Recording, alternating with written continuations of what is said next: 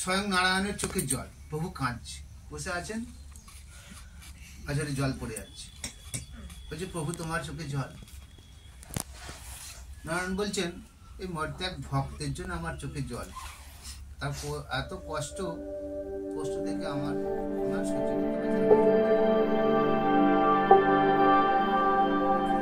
স্বয়ং নারায়ণের চোখের জল, প্রভু কাঁদছে, বসে আছেন, আজরে জল পড়ে যাচ্ছে, বলছে প্রভু তোমার চোখে জল।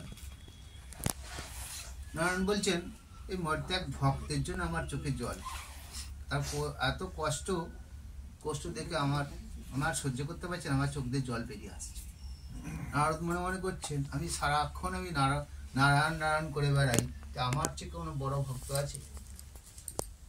তিনি মনে মনে ভাবছেন যে ঠাকুর বলছে প্রভু আমার চেয়েও কেউ বড় আপনার কাছে আপন আছে, ভক্ত আছে, তার পরিস্থিতিতে আপনি আপনার চোখে জল? বলছে হ্যাঁ। বলছে তাহলে তুমি যদি বড় ভক্ত তোমাকে একটা পরীক্ষা দিতে হবে। কেমন পরীক্ষা?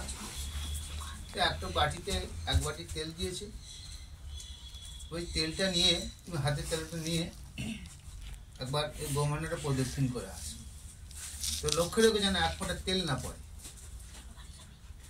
তখন নারদ বলে বললেন এই তো সামান্য বাবা প্রভু, এটা অনায়াসেই আমি প্রদক্ষিণ করে ফেলি। তো ঠিক আছে, বলে এরকম তেলের বাটিটা হাতে নিয়ে প্রদক্ষিণ করে এসে ঘুরে এসে প্রভুর কাছে এসে দাঁড়িয়েছে যে প্রভু আমি প্রদক্ষিণ করে চলে এসেছি। বলছে তেল পড়েনি তো? বলছে না প্রভু দেখেন আপনি যেমন দিচ্ছেন তেমনই আছে, এক ফোঁটাও তেল পড়ে না। তখন নারদকে বলছে আচ্ছা তুমি যখন প্রদক্ষিণ করছিলে তুমি কতবার আমার কথা মনে করেছ? তখন বলছে নারদ বলছে প্রভু আমার তো লক্ষ্য ছিল তেলের দিকে, আমি তো তেল যাতে না পড়ে যায় সেই লক্ষ্য করতে করতে আপনার নামটাই তো আমি ভুলে গেছি।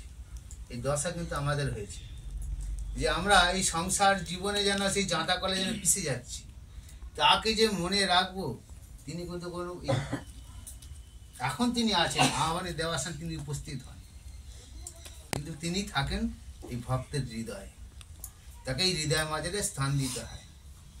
আর স্থান দিলে আমরা আমাদের জীবনটাকে আমরা উপভোগ করতে পারি, সুন্দর থাকতে পারি, ভালো থাকতে পারি। তাই এই আপনাদের হৃদয় মাঝে ঠাকুরকে বসান আর ঠাকুরের মতো হয়ে চলুন। সবাই ভালো থাকবেন, সুস্থ থাকবেন, এইটুকু বলে আমি শেষ করছি।